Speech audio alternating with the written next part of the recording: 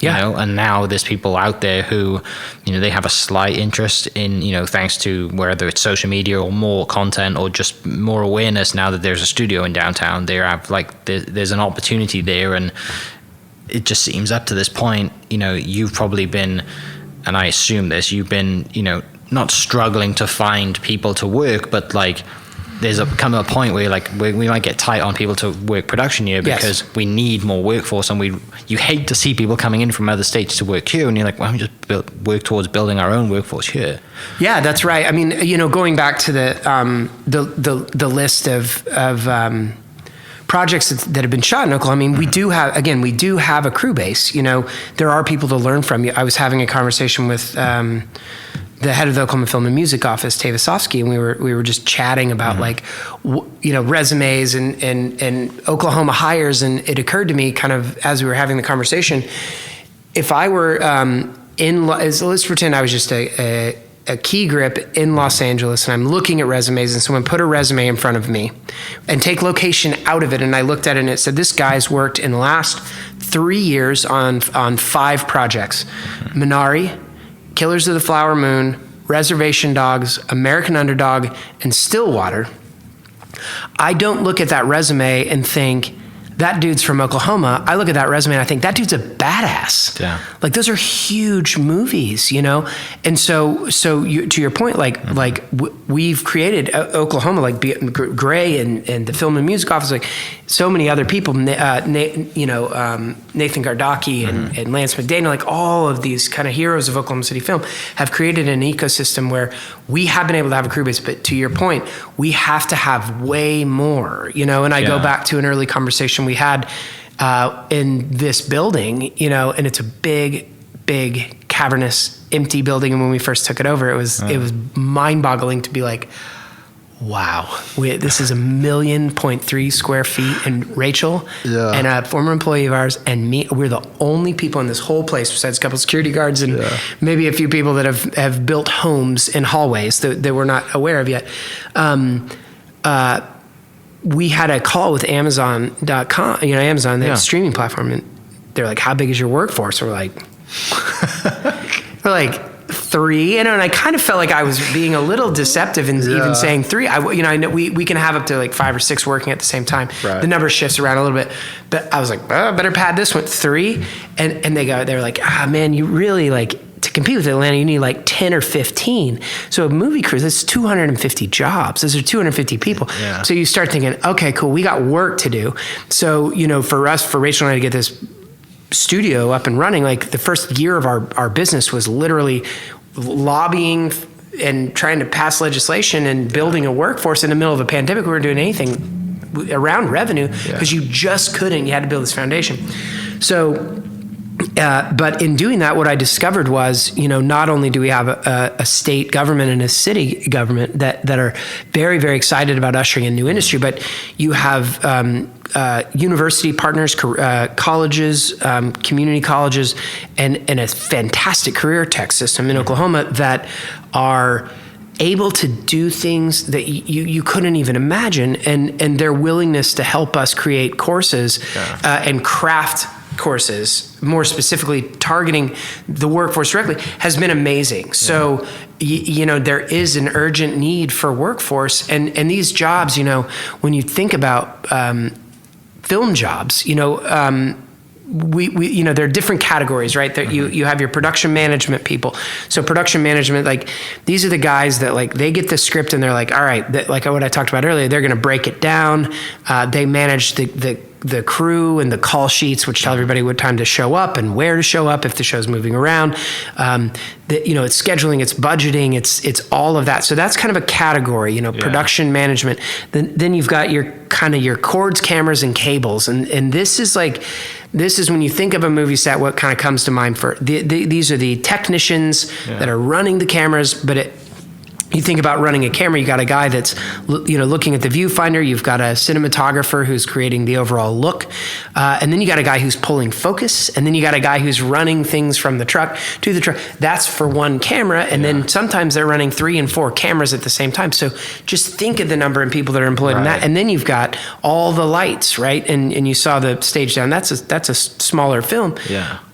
all of the things that go into shaping that light. That you're putting up lights, you're hanging lights, you're creating shadows around the light. So you sort of, all those are jobs. And then the next pillar is your art department. So your art department is kind of everything else. It's what does the set look like? So that is, it's construction, and it's building the sets, and by the sets, I mean the walls, and the paint that goes on the walls. So right now downstairs we have a prison, but then it's welding, and it's paint, and it's distressing the paint. And then after that, it's like dressing the set. So then it's like, we got to come in and we got to install, like the prison set downstairs, we got to put in lights that are for alarm bells, and then we're going to, and you do that, and then you go in and then you get more granular, and you're like, now we got to make it really feel like a prison. So here's a guard shack.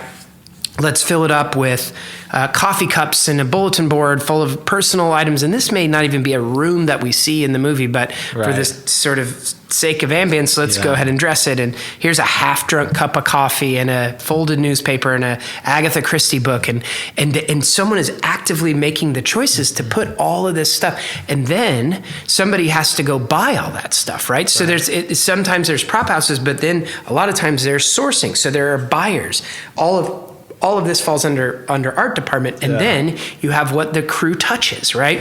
So there's what's set on the set, that's your set dressing, but then what you have is you've got your props, right? And you got your costumes, and props are different things. Costumes you wear, props are things you interact with.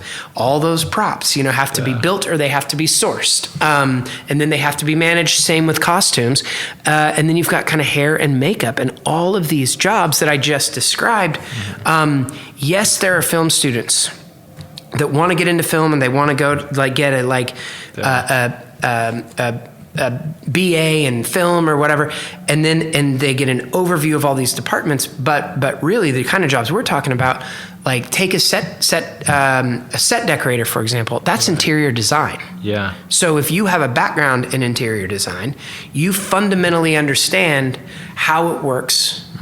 Outside of that context. So that's a job for someone that likes to shop. That's a job for an interior decorator. That's a job. So it's for different people. Like you think about construction, like construction's the same on a set as it is on a construction site. There are different methods, but there are skills that a construction worker has that you can then pivot, and quickly you have construction workers that are able to do things on film sets. And frankly, the wages are much, much higher on film sets, and you're part of something that's cool and exciting. So there's transitional jobs in that capacity. On the cords and cable, like think about the technicians.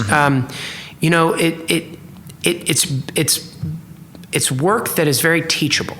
It's something that you have to learn over time, but it's sort of, you need an environment where you have a mentor and you're watching it happen and you're engaging and interacting, and it's very tactile. And like I said earlier, you need to really be on a set for hours and hours and hours a day, just learning. It's practice. It's a trade. Yeah. So all of these things are different jobs, and we've got to fill them all. And what we want to do is, like, people will come in from California. They'll come in from Atlanta. They'll come in from New Mexico. They might come up from Dallas, Louisiana. But let's make these jobs Oklahoman jobs. And so for me, the task became like, how do we work with our fantastic education, like the flexibility of these schools and these career techs to accelerate the growth of this crew. And so that has been really kind of one of my key tasks at Prairie Surf, is making sure that there are programs in place to do that. And we've had a lot of success. When we started, it was a bit daunting, because how do you do this? Who's going to teach the classes? Right. Who's going to write the curriculum? But over time, and then who's going to take the classes? How are we going to market them? The first thing we did was we hosted an event called Pathways. We had a lot of people that reached out and said, I want to work at Prairie Surf. Right? What does that mean? Yeah. You want to okay, cool. Like, what are you going to do? Yeah. Like one of the 500 jobs you can apply for. And the thing is, for us, there's only 3 people working in my company besides Rachel and I. So then it became, let's give them some how do we give people direction? And the reality is, productions are going to hire most people, not us. Yeah. But what we can do is we can tell you what productions are looking for. So we hosted events where we gave people direction. We've had all our partner schools kind of come and show up. We do panels. We've done nonprofit workshops, simulated set workshops.